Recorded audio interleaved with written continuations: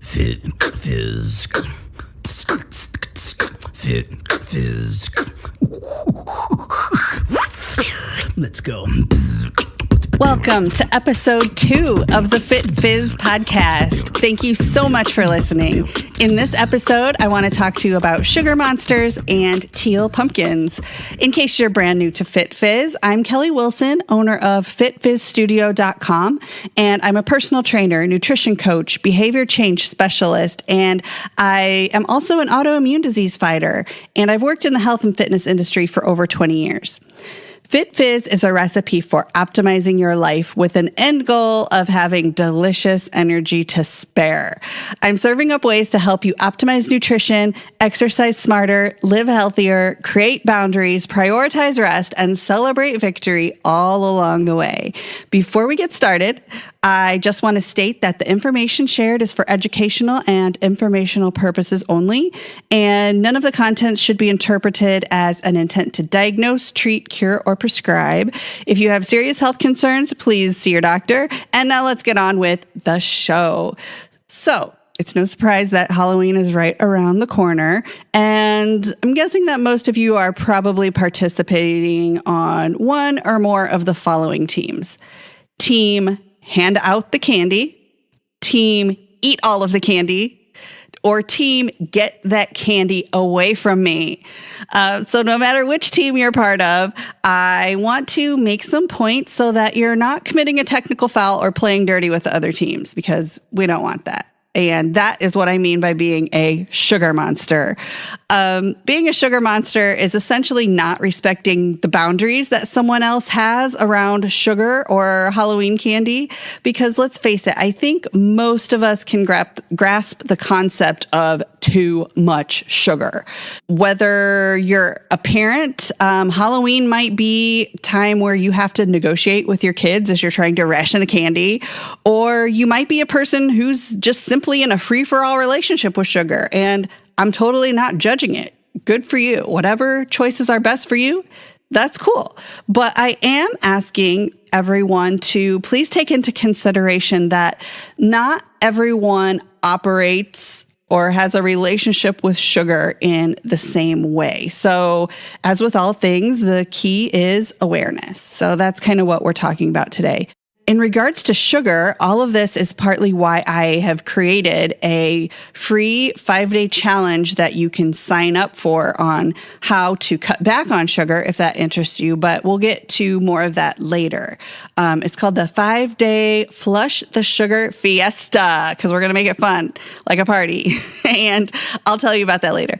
But I'm not all anti-sugar. I mean, we all love treats at least once in a while, and I get that. And I'm not the sugar police. And not that my preferences matter, but in case anyone's curious, my own personal preferences, I don't have a huge sweet tooth, but probably my favorite form of sugar is probably ice cream.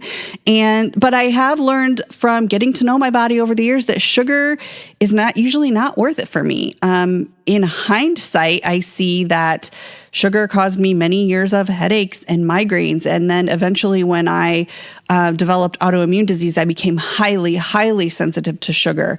And just as an example, last Halloween, I was just starting to get really good at learning to eat on what's called the AIP diet, or autoimmune protocol, where you cut out a lot of things like sugar, soy, gluten, and eggs, and a whole lot of stuff. But, Halloween rolled around, and I thought, those little, what Junior Mints are, and there was, like the little Halloween teeny tiny bite-sized boxes of Junior Mints. I think there's like 2 miniature Junior Mints.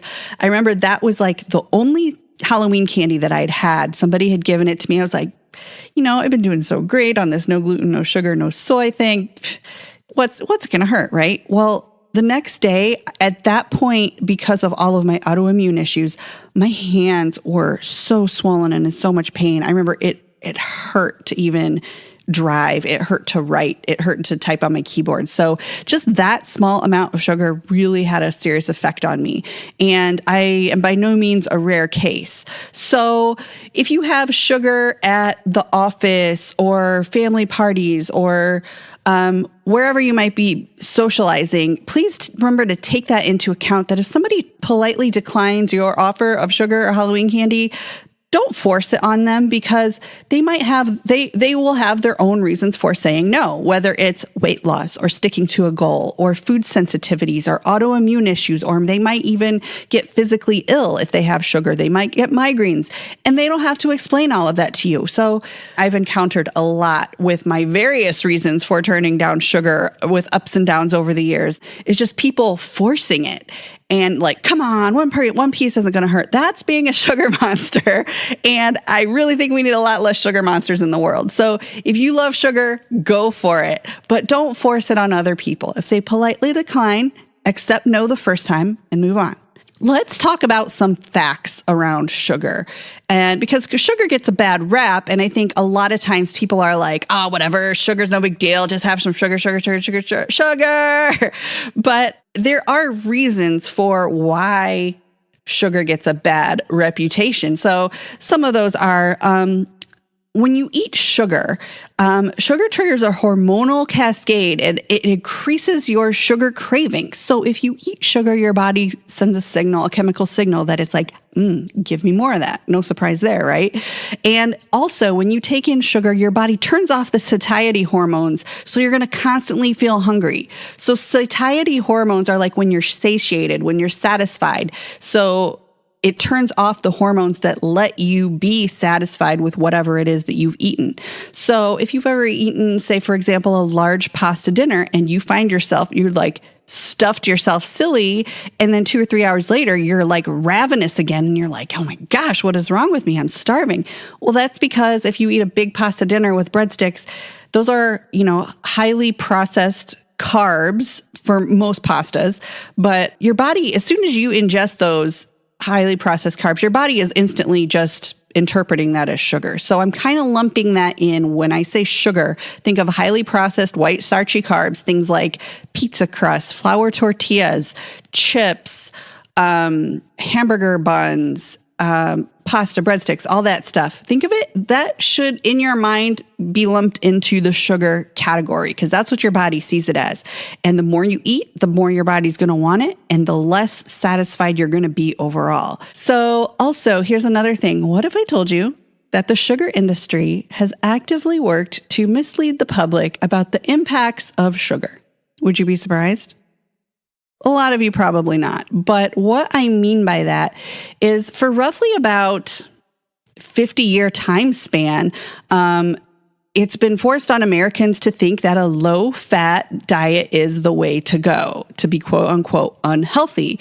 And the policy that helped create that is essentially what has created a lot of the chronic illnesses that we see now, because over that 50-year time span, and just the past couple decades, we're starting to really know a lot better and be smarter.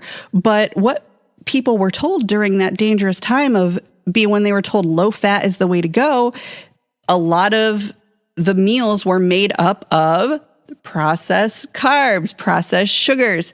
So as a result, in some doctors' offices, you can even still see the posters, and a lot of doctors still stick to that because of their FDA guidelines.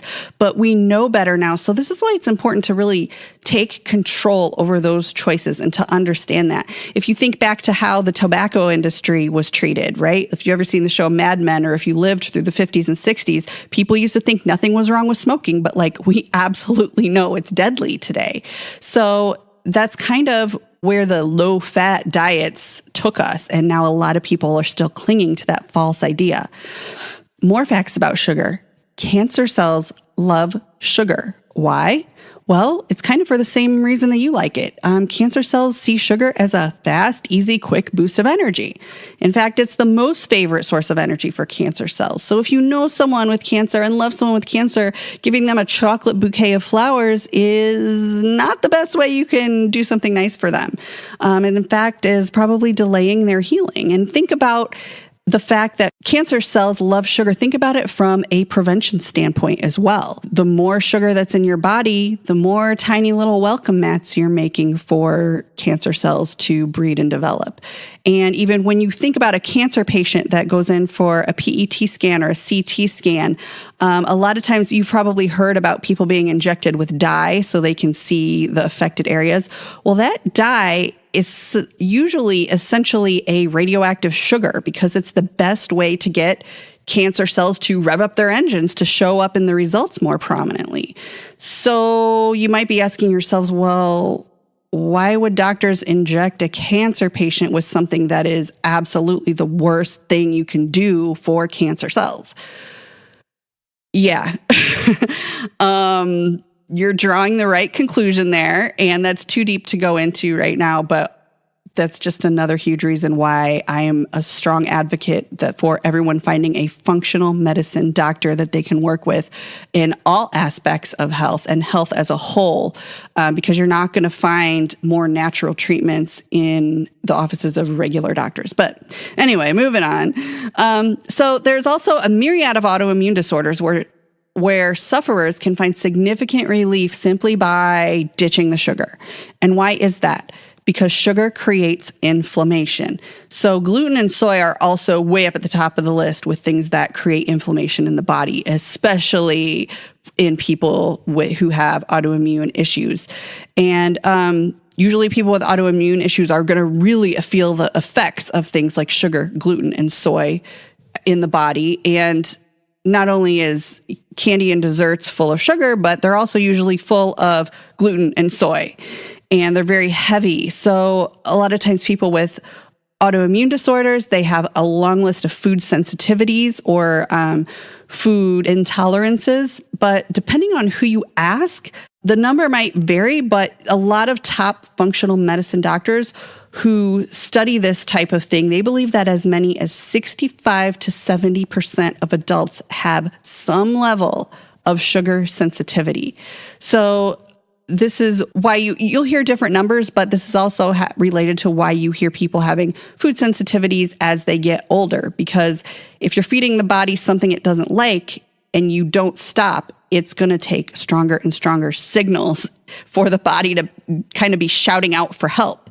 So that's why a lot of people develop digestive issues as they get older as well. So sugar creates all that inflammation. And what do I mean by inflammation? It can show up in a long variety of ways. Like as I mentioned last Halloween when I ate the junior mints and my hand swelled up, that's a sign of inflammation. Here's a short list of different types of inflammation: hives, fatigue, brain fog, stress, allergies, joint pain, arthritis, bloating, peripheral neuropathy, that's numbness and tingling, hormonal imbalances, anger, exhaustion, depression, anxiety, and the list goes on and on and on. And I think I've experienced all of those. This is a direct correlation with how we joke about giving kids candy and we're like, oh, they're going to be bouncing off the walls later. And it really goes deeper than this because not only will they have trouble going to sleep, but if you were to take notice, you'd probably notice things over the next 2 weeks, like sleeplessness, lack of cooperation, lack of focus. And that's because it's a result of food sensitivity or sugar sensitivity, if you want to get specific in some cases. And that's because it takes their little bodies much longer to readjust to it's basically a chemical imbalance that their body is like, it's trying to refine the balance that is normal, and it might take their bodies up to 2 weeks. So moving on to the Teal Pumpkins that I mentioned, this is related. Teal Pumpkins have been increasingly popular over the last couple years on Halloween. And in case you've never noticed, they're used at houses where they are handing out trick-or-treat goodies that are allergen-free, or they might have non-food items so that kids with food allergies won't feel left out of the fun. And this was actually just started in as recent as 2012 by a woman named Becky Bassalone. She was the director of a local food allergy group. And she just took it upon herself just to paint a teal pumpkin, and she let people in her community know that signified that she was that house that had the the candy that was safe for kids with food sensitivities or food allergies. And she had no idea it was going to catch on like this. And it's even starting to trend in other countries. Now, until I was directly affected with autoimmune disease, I didn't realize how prevalent food sensitivities and food allergies are. And I'm sure most of you out there listening know somebody who's affected. And I know that most kids can't even take treats to school anymore. If you do want to kind of be one of those Teal Pumpkin houses to be more inclusive of kids with food sensitivities, a brand that I highly recommend is Enjoy Life Foods. And you can buy them in stores, you can shop online, and again, it's Enjoy Life Foods. I'm not an affiliate for them in any way, but they make a lot of really great snacks that are all top 14 allergen free. I actually got to go visit their head office back in April for a tasting panel, and it was super fun. And they're even now redoing their branding to include teal. So right now, you could even, I saw at Whole Foods, they have packages for Halloween that are small size packets for trick-or-treaters, which you can get. But once they have their normal packaging, it's all teal. So if you pay attention, you'll probably start noticing more teal things offered that are like gluten-free, sugar-free, nut-free, all of those kinds of things. So just something to keep your eyes open for if you want to be more inclusive for people with those kinds of sensitivities. Now, getting back to what I mentioned earlier about the 5-day Flush the Sugar Fiesta. Now, you can sign up for this right now. You can sign up for it on Halloween. You can start the day after Halloween, whenever you're ready to start. But this is for anyone who wants to cut back on sugar, learn what other healthy choices are out there, and how to change bad habits and how to not use sugar as a crutch. So here's what you get if you sign up for the totally free challenge. You get an intro email explaining how the challenge will work. You get 5 days of emails, and each one will briefly cover a topic. Then it will also include a downloadable PDF with actionable steps, alternative options, and how to handle your cravings. There will be recipes for snacks. There are charts with the amount of sugar in the most popular fruits and vegetables. And as a big bonus, you will get a 1-week meal guide. And in the meal guide, there are recipes for everything that's in that 1 week. So you have 5 recipes for breakfast, 5 for lunch, 5 for dinner, 5 snacks, and they are good. And I'm a pretty picky eater, but these are really delicious recipes, and they're not super complicated. You can always adjust them to fit your taste. Also, if you join the challenge, the Flush the Sugar Fiesta, you can come join us in the FitFizz Raw Energy Oasis Facebook group, where I will also be sharing a little known supplement that can be used to cut down on sugar cravings. And that can only be seen in the Facebook group because I want you to come party with us there. And also in the Facebook group, you can use it to just gain the support from people who are also going through the same journey. And the coolest part is you get to keep it forever. It's yours to redo anytime you need a reboot. So this is 50 pages total of absolutely free content. Now, the link is in the show notes, but you can also get it by going to bit.ly/flushthesugarfiesta. I hope that you will even come join us and bring a friend or two. So I just want to say thank you so much for choosing to spend your time listening to the FitFizz podcast today. And if you're enjoying it so far, it would really mean a lot to me if you would write a quick review and what you liked the most about the podcast. And if you subscribe and review, it really helps me out in the future success of this podcast and my FitFizz endeavors. So I would be super grateful if you just took a few minutes to do that. So please sign up for the 5-day Flush the Sugar Fiesta and join the Fiesta in the Facebook group and share what your biggest struggles or tips are with sugar. I hope to see you there to join in the conversation. And until next time, impress yourself, treat yourself, and celebrate victory. Bye-bye. Celebrate victory.